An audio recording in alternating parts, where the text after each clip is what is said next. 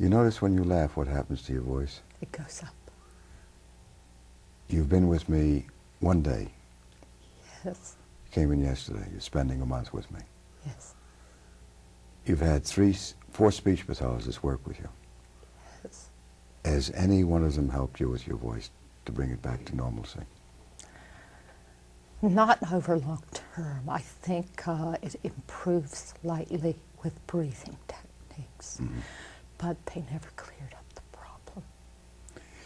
You've had some botulinum toxin. I'll just explain that to the audience. Botulinum toxin is the state-of-the-art and treatment of choice in the medical community among ear, nose, and throat doctors for the strangled voice. It's called spasmodic dysphonia.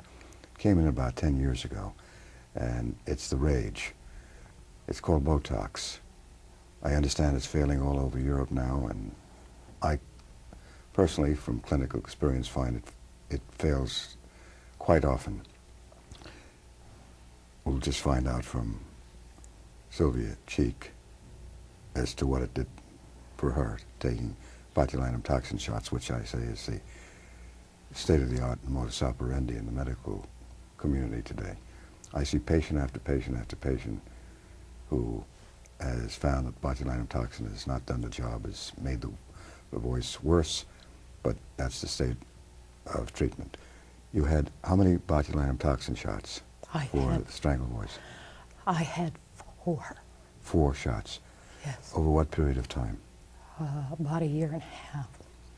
And the first shot in one cord or both cords? The first shot was in my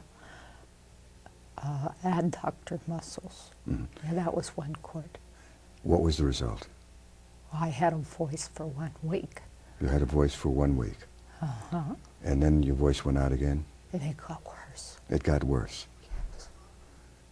Did anybody mention the fact the way you're talking may have some effect on this condition that you have called spasmodic dysphonia? Did anybody say anything about that?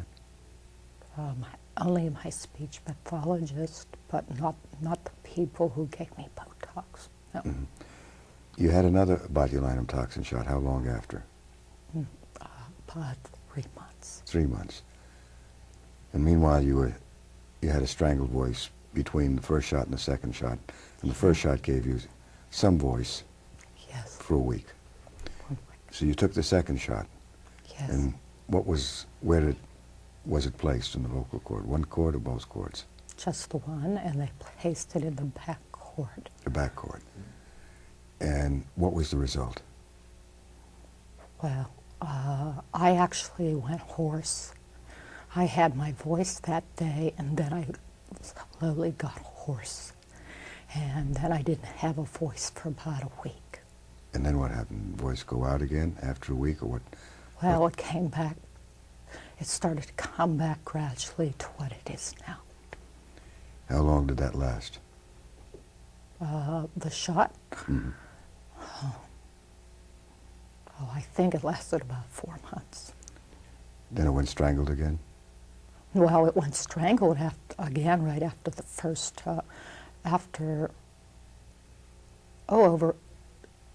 it didn't, oh God, I think about 2 weeks or so it went strangled again. It was strangled? Yeah. After the second shot? Oh, yeah. It never really got good. It only stayed good one day. One day? Yeah, the second time. The second time, one day you got? Yeah. And the first time you got 1 week? Yeah. Some voice. Yeah. Took a third shot. How long after the second shot? Or after, that was about 3 months. 3 months. And what was the result of the third botulinum toxin shot? One cord or both cords? They injected the front cord. And I had laryngitis for a week. Couldn't talk at all for a week after that. And then? And then slowly I came back. I prayed to God to get back my normal strangled voice so that I could talk. That's after 3 botulinum toxin Yeah. shots. Nobody mentioned the way you laughed. Nobody ever did. Nobody mentioned the fact that you may be talking wrong. No. You had a 4th botulinum toxin shot. Oh, the for fourth Botox? one was a total disaster. I had laryngitis for 3 months. I wasn't able to speak above a whisper for 3 months. You're almost at a whisper now. Well, it's a lot better than after the Botox. The Botox was worse. Oh, yeah. We're in studio right now. There are differences of views about the outcome of Botox for spasmodic dysphonia clinically from my position. It's considered the state-of-the-art treatment of choice. I'm not arguing with that. I'm seeing it clinically, and that's all I know. I get emails, I get calls, I get permission to record the patients who have tried Botox. It's a good stopgap measure, I hope, for people that I'm not seeing with spasmodic dysphonia, but I'm not seeing the positive. So let's go back to the Sally Show and take a listen to this young lady telling her story nationally.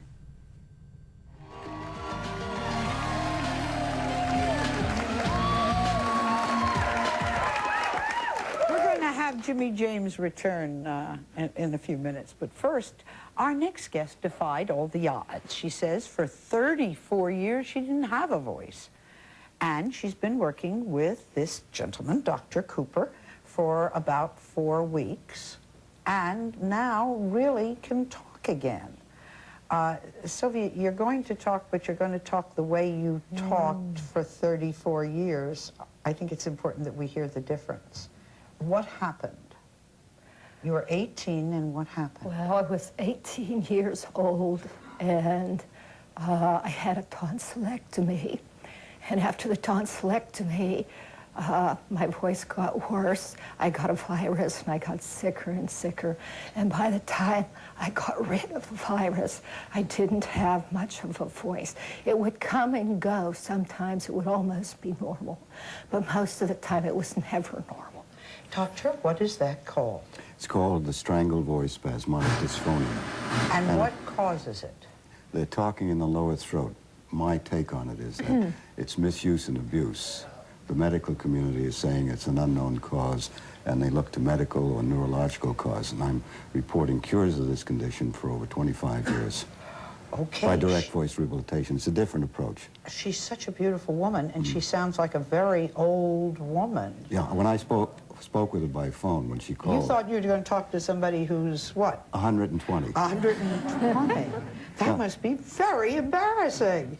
I would think so. How did you find the doctor? Well, I went through 34 years of searching. I tried absolutely everything. I went to every doctor imaginable. It's like I'm talking to a different person. You are? Oh, yeah. You are? Oh, that's so scary. So you tried everything. I'm sorry. And as a last resort, I had tried botulism 4 times. And after I had the Botox treatments, my voice got worse.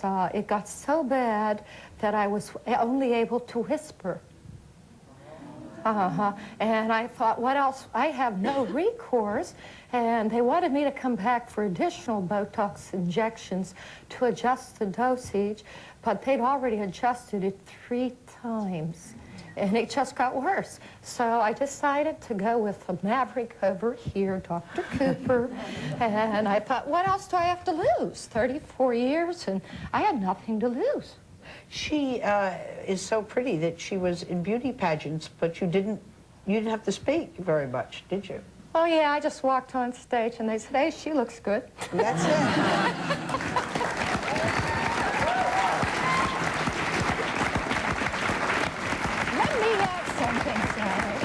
Dr. Morton Cooper is the author of Stop Committing Voice Suicide and Change Your Voice, Change Your Life. And he says he can change anyone's voice. What do you want to ask him? Oh, I don't want to ask him anything. I'm just saying that after 4 weeks, my personality is back. I had become withdrawn, reclusive. I had gone to psychiatrists, acupuncturists, every kind of doctor you could think of. And all of a sudden, when I got my voice back, it's like, hey, the old girl's back, look out. What's your most common voice problem? The most common voice problem is a tired voice, a misused voice, it fatigues. But she had no voice. I told her when she called me that I believe I can help her come in. And she tried everything. Her speech therapist wasn't able to help her. She heard me at a medical conference, and she referred her in. How long did it take me to find your real voice? Well, it took my real voice, he picked up in about 5 seconds. Really, I have honest to somebody God. for you. Can you, we have somebody who would like to change her life. Her name is Kelly. Do you think you could help her? If Kelly wants to change, I believe I can help almost everyone. Ah, okay. The individual has to want to change. If they find that the voice is rewarding for them, and I think she they won't wants change. to. We're going to let you work with Kelly, and maybe we can get Kelly to come out from behind the screen, and we'll just see what happens. Also, we're going to put you with some of our other guests. I'd be delighted. We will be right back.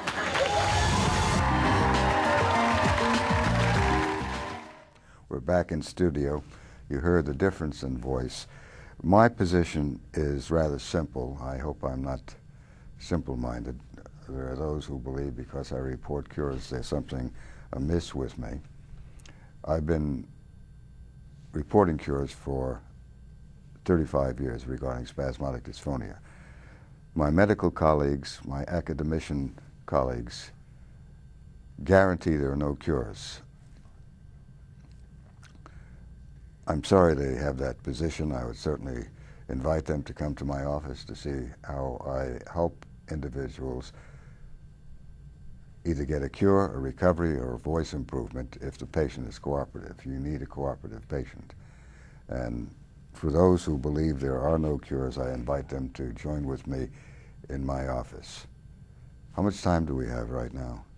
We have 2 minutes. It's interesting to hear people who get their voice back. They're so delighted. It has changed their life. A book of mine called Change Your Voice, Change Your Life is in the 19th printing. It's in libraries. And it's considered one of the best books in the field, if not the best, by HarperCollins that had that book under contract with them. Spasmodic dysphonia is curable. There are sufficient numbers of cures of this condition to warrant interest by my medical colleagues and those in the American Speech, Hearing, and Language Association that maintain they guarantee there are no cures. I'm not guaranteeing anything. I'm simply reporting outcomes.